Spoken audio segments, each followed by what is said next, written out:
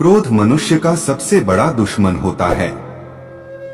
हमेशा क्रोध में रहना गर्म कोयले को किसी दूसरे पर फेंकने के लिए पकड़े रहने के समान होता है। इसमें हमारा हाथ भी जलता है।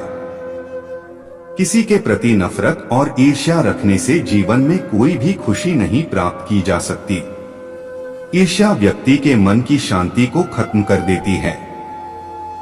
शक से हमेशा बचना चाहिए।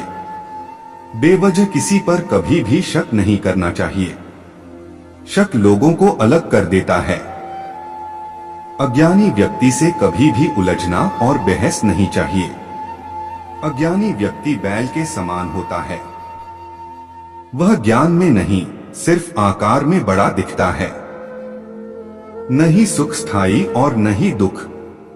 बुरा समय आने पर उसका डटकर सामना करना चाहिए और हमेशा रोशनी की तलाश करनी चाहिए। जो बुरा समय बीत गया हो उसको याद नहीं करना चाहिए। भविष्य के लिए सपने नहीं देखना चाहिए, बल्कि वर्तमान में ही ध्यान केंद्रित करना चाहिए। जीवन भर बिना ध्यान के साधना करने की अपेक्षा जीवन में एक दिन समझदारी से जीना कहीं अच्छा है।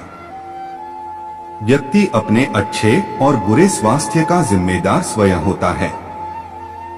इसीलिए खानपान और दिनचर्या का ध्यान रखना चाहिए। जैसे मोमबत्ती बिना आग के नहीं जल सकती, वैसी ही मनुष्य भी आध्यात्मिक जीवन के बिना नहीं जी सकता। तीन चीजें ज्यादा देर तक नहीं छुप सकती: सूर्य, चंद्रमा और सत्य। अपनी प्राण रक्षा के लिए भी जानबूझकर किसी प्राणी का वध न करें।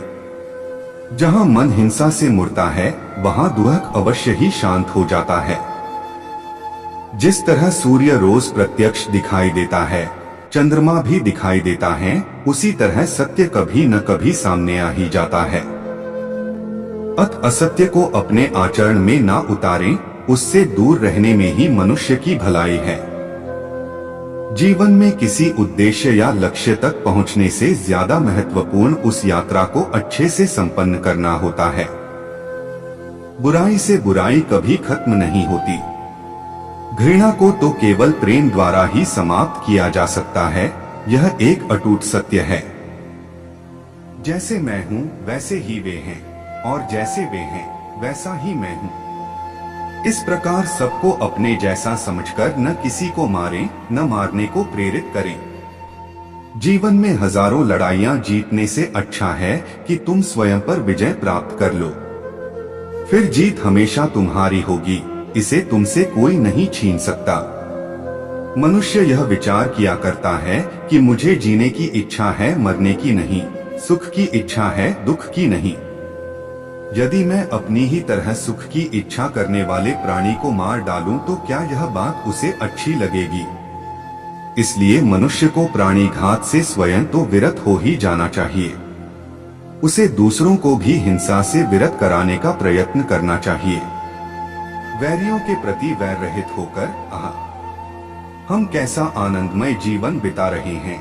वैरी मनुष्यों के बीच अवैरी होकर विहार कर रहे हैं। पहले तीन ही रोग थे: इच्छा, क्षुधा और बुढ़ापा। पशु हिंसा के बढ़ते बढ़ते वे अट्ठान्यवे हो गए।